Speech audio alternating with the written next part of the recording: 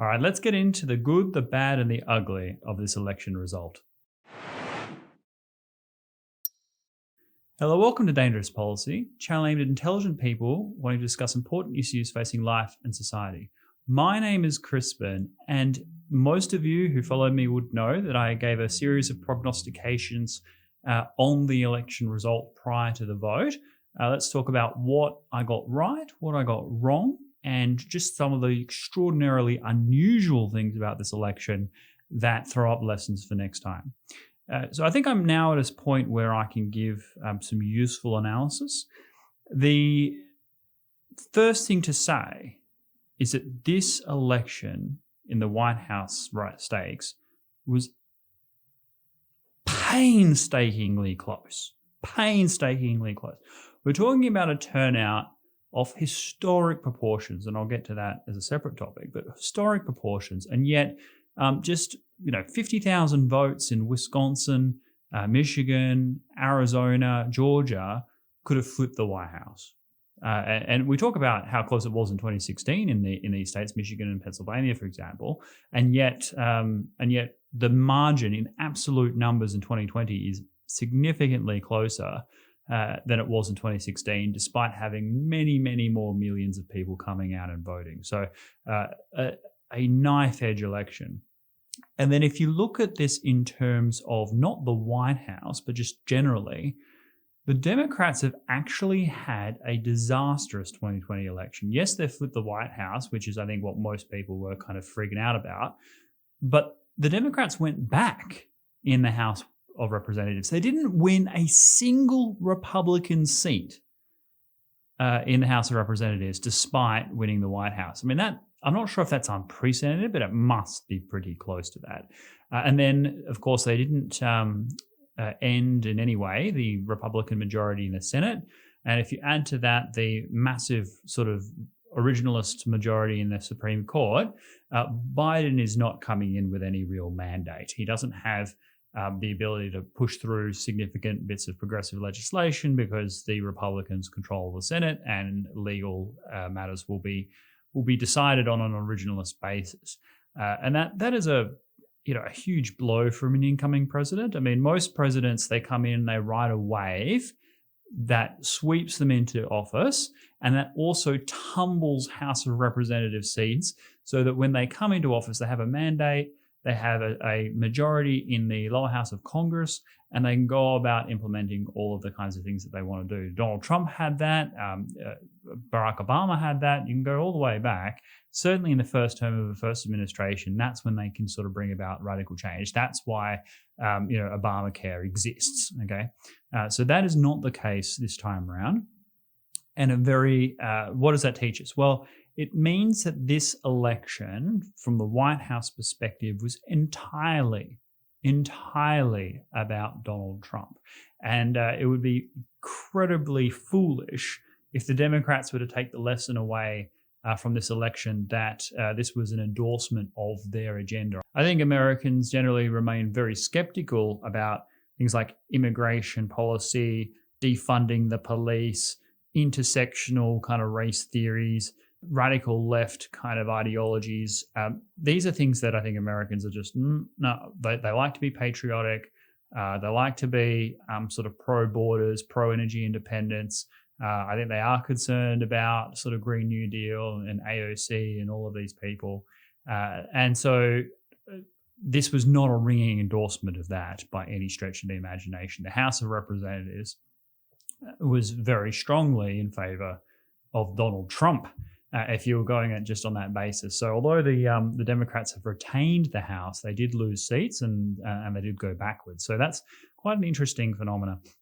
The other thing to consider is that Donald Trump did extremely well, way better than I expected, although I did predict Florida, but way better than I expected with all the minority groups. So all of this sort of stuff about, Trump is, American Hitler, well, the minorities themselves have completely rejected that narrative. So he did very well among black voters, among Hispanic voters, among women voters.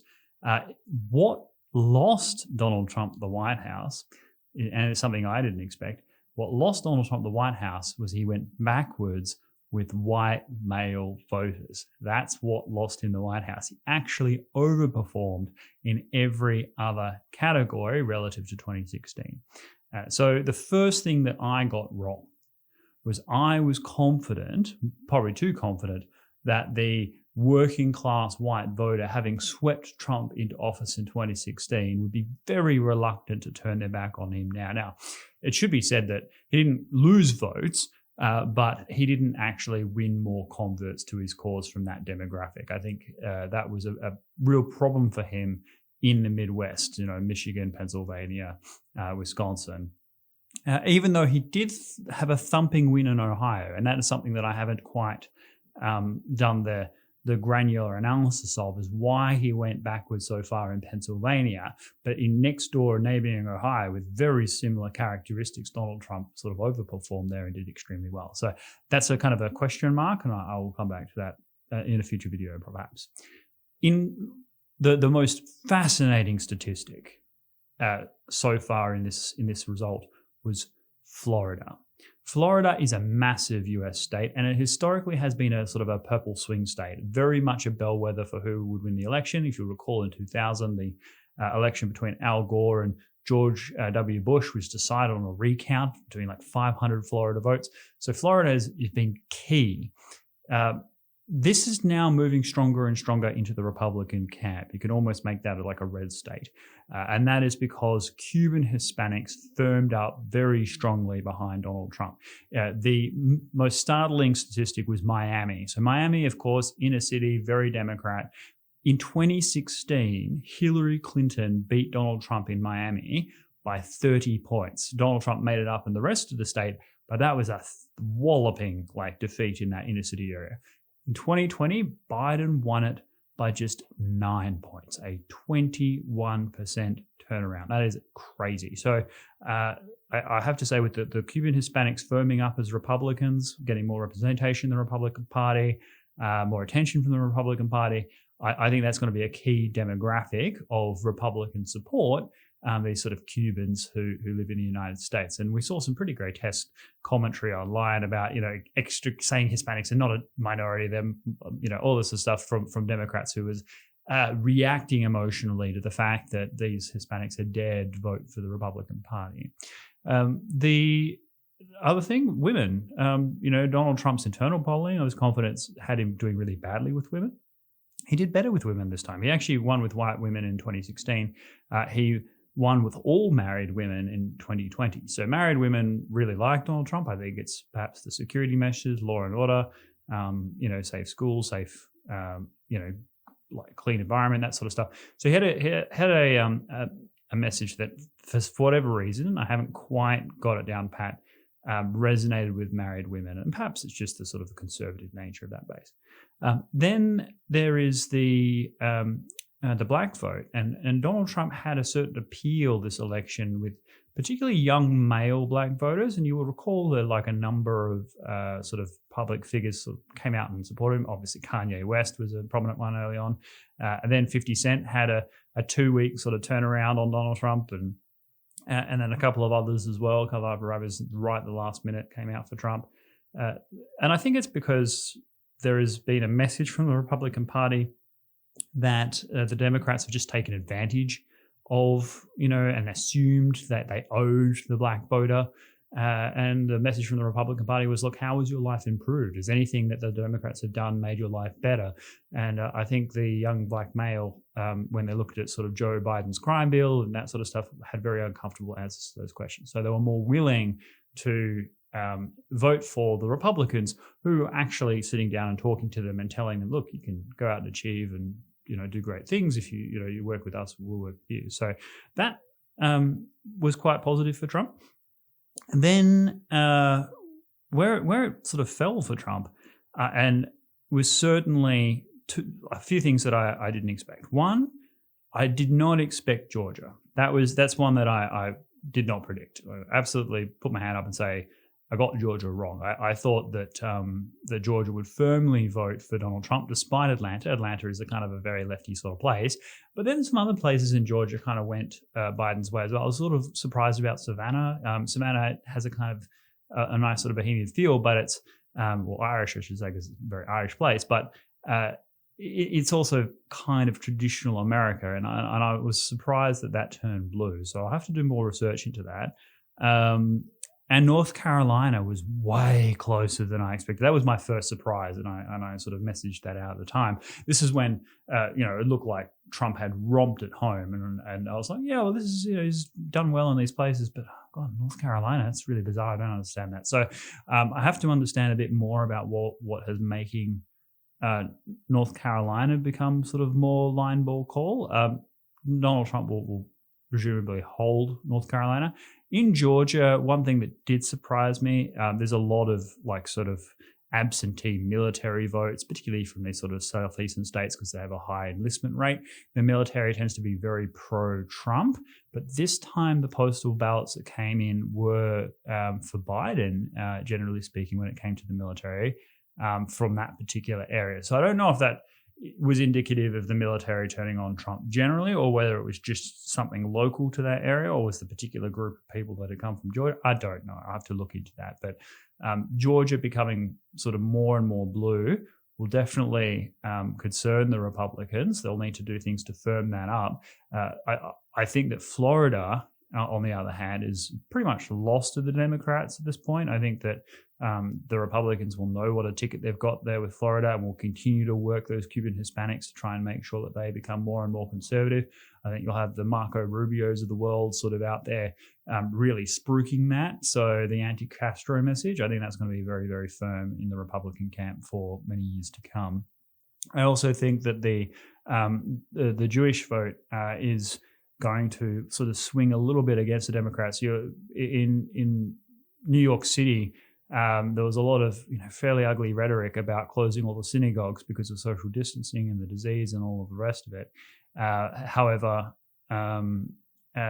you saw all these people protesting, these Orthodox Jews coming out for Donald Trump on election day, in response to that. I think some of that will be a bit sticky, actually. I think that there'll be an increased kind of vote share for Republicans in these kind of, larger Jewish areas, who'll probably remember some of those things and be quite uncomfortable with some of the other sort of leftist ideology that is, changing their traditional views and traditional values. The main reason why I was wrong about the actual result. Now, this is really important to listen. Donald Trump got 8 million more votes than he did in 2016. 8 million more votes than in 2016. And I was confident that was likely to happen to, not even to that degree, but that he would get more votes than he did 4 years ago. Massive overperformance in that respect. The only problem was that more people voted for Joe Biden. Now, almost all of the things that swung in Joe Biden's favor were postal votes, and that teaches us a couple of things. Number one, I would guess that the first debate performance really sunk Donald Trump's election prospects, because by the time the election came around, something like 90 million people had already voted, like half the electorate, and perhaps even a bit more. The vast majority of those votes being for Joe Biden. And I think it was the first debate performance that probably did it, where we're not talking people that follow Trump on Twitter all the time, but people who, seeing, Donald Trump and Joe Biden go face to face, Donald Trump's, extreme interjections, constant, lambasting, not really addressing the issues. I could see he had certain positives in that debate performance, but for the average person who's not particularly politically engaged, is sort of on the fence either way, they might have been really turned off by that performance from a sitting president and just been like, no, I'm going to vote for Biden and send it in. So I think a lot of votes were lost to Donald Trump at that time, when people had their postal votes already just sitting on the shelf and decided to send it in after the first debate. I think that was a watershed moment for the campaign in retrospect. At the time, it was hard for me to kind of judge that, but now I look back and I think, no, that first debate performance really hurt Donald Trump a lot. The other thing is that these postal votes, it's clear, and this is where I was really wrong, and I think Matt Goodwin was right on the money. Matt Goodwin is a professor of political science, I think it's Swindon or something like that in the UK. He is an advisor to Keir Starmer, the Labour leader, and I think he is the main reason why Keir Starmer has managed to turn the tables on Boris Johnson a bit at the time of this broadcast, because he really gets the zeitgeist of the working class and the populist kind of movements that are happening both in the UK and the United States. And we would agree on 90% of stuff. Where we disagree was on the margins, and he happened to fall on the correct side of this, which was that he was warning, do not underestimate the anti-Trump vote, right? And I was thinking to myself, yes, there are people that really hate Donald Trump, but they're mostly these coastal elite swamp creatures, people who are going to vote for Joe Biden no matter what, but they're in places that don't really matter. So you'll get a lot of these anti-Trump people in California, in New York, and and Connecticut and places like that, but you wouldn't find as many in these swing Rust Belt states who remain deeply patriotic and skeptical of a leftist agenda. And that was my view. And I thought that, there is no person called Joe Biden on the ballot paper. There's just Trump and anti-Trump. No one on earth has come out for Joe Biden and Kamala Harris. They're non-entities. And therefore, in order to defeat and topple Trump, you have to be that much against him that you're willing to come out and vote for someone that you absolutely don't care about. Now, I just didn't see that happening, and that's where I was absolutely wrong, was turnout. This was the second biggest turnout in American history. It trounced Obama in 2008. If you remember that big wave, that new hope with Barack Obama, how it seemed like everyone in America was coming out to vote in this election. Well, actually, Joe Biden trounced that record, and total turnout was well over 65%. So a lot of people wanted to kick Donald Trump out of office, and that was kind of underscored by the fact that didn't flow through the rest of the ticket. And remembering that, as I said at the intro, Democrats went backwards in the House of Representatives. And therefore, it's not that people are endorsing the Democrat agenda. They just really dislike Donald Trump personally. What does this mean? Well, it means that the next Trumpist leader, the next person who takes up the patriotic populist cause, if they can avoid tweeting like a moron and they can articulate the Trump agenda in a very direct, emotive way, like a Tucker Carlson type figure, maybe not Tucker Carlson himself, but Tucker Carlson type figure, then they will absolutely crush it in 2024. But Trump's defeat does have real consequences. So the Donald Trump Jr., I think, would have definitely been in the contention for the Republican Party nomination in 2024 had Donald Trump had the 8 years, because Donald Trump would have had that whole movement behind him, and then would have been able to hand that off to Don Jr. In a almost seamless way. Whereas now I think you're going to have people like Josh Hawley, perhaps Tucker Carlson himself, Ted Cruz. These people are going to really come to the fore in 2024. And if they can keep faith with the Trump voter, and I think largely they will, then you will have that enormous Trump base coming out for those people, but also these swing voters that had previously gone for Biden. Very likely by 2024, Joe Biden will no longer be president of the United States, having handed over to Kamala Harris. If I was to make a prediction at this point, this would be obviously fraught. But I think 2 years and 1 day into Joe Biden's administration, he'll retire and Kamala Harris will take over. Why in that period of time? Because under the US Constitution, if you have served more than 6 years, you can't run again. So let's say Joe Biden's a year in, quits, Kamala Harris takes over as vice president and president. She'll be able to seek re-election in 2024. If she happened to win that, she would not be eligible in 2028. Whereas if it's 2 years and 1 day, Kamala Harris can go in 2024 and 2028 with the idea of actually being in office till 2032. So I don't think she'll be in office for that long, but that would be, I think, the Democrats' plan. How do I see the next 4 years unfolding? I don't have really time in this video to go through all of that in terms of what the Biden Harris administration will look like and what it means for the rest of the country. But all I would say is it came down to enormous anti-Trump voter turnout, a backsliding among white male Americans, which is very interesting, despite Donald Trump overperforming in all of these minorities, and slight bluing in Georgia, which I still need to get my head around. But those are the two main reasons: huge turnout, anti-Trump vote, and then of course the white male kind of flipping to Biden and sort of abandoning Trump, not to huge degrees, but just enough. So hopefully you found that kind of useful. There's still many more little tidbits I could discuss in this election. There's so many interesting facets, but I don't want to go too long.